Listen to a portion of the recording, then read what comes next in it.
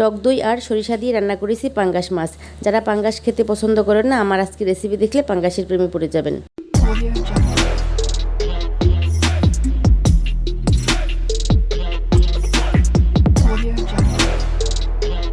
তো চলুন পুরো প্রক্রিয়াটা দেখা যাক। 4টা পাঙ্গাস মাছের টুকরো নিয়েছি, আগে থেকে ধোয়া ছিল। সামান্য লবণ, 1 চা চামচ করে হলুদ, মরিচ, ধনে এবং জিরে গুঁড়া দিয়ে দিলাম।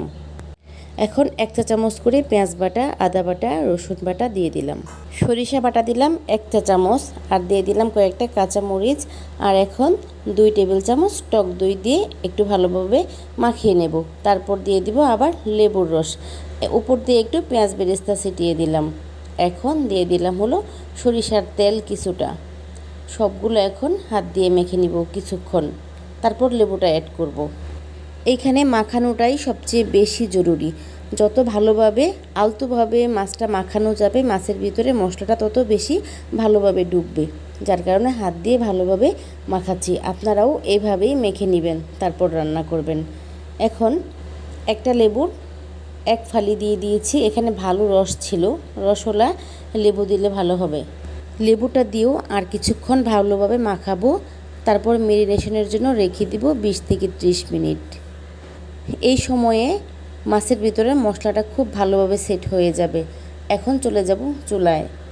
মাছের গা থেকে মশলাগুলো খুব ভালোভাবে ছাড়িয়ে নিয়ে তেলে ভেজে নিব সবগুলো মাছ। যেই তেলে মাছ ভাজবো এই তেলেই রান্নাটা শেষ করব, তাই একটু বুঝে তেল দিয়েছি। এখন গরম তেলে মাছের পিসগুলো দিয়ে দিয়েছি।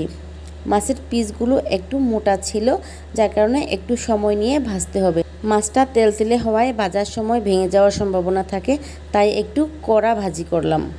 মাছগুলো যাতে ভেঙে না যায় সতর্কতার সাথে তুলে নিলাম। মাছের গা থেকে যে মশলাটা ছাড়িয়ে রেখেছিলাম, এই অবশিষ্ট তেলে সেই মশলাটা এখন দিয়ে খুব ভালোভাবে কষিয়ে নেব।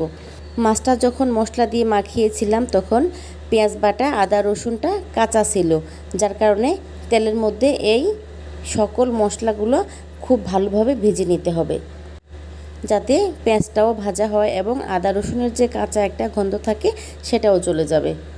চুলার তাপটা মাঝারি আঁচে রেখে আমি ভেজে নিলাম। তারপর দিয়ে দিলাম একটু পানি দেওয়ার পরও আবার একটু ভালোভাবে মশলাটা কষিয়ে নিলাম। এখন ভেজে রাখা মাছগুলো আলতোভাবে দিয়ে দিব। পাঙ্গাস মাছে প্রচুর পরিমাণে তেল থাকে, এই তেল হার্টের জন্য খুবই উপকারী। বাচ্চারা কিন্তু পাঙ্গাস মাছ খেতে খুবই ভালোবাসে। পাঙ্গাস মাছ কম কাঁটাযুক্ত হওয়ায় এটা অনেকেরই পছন্দ।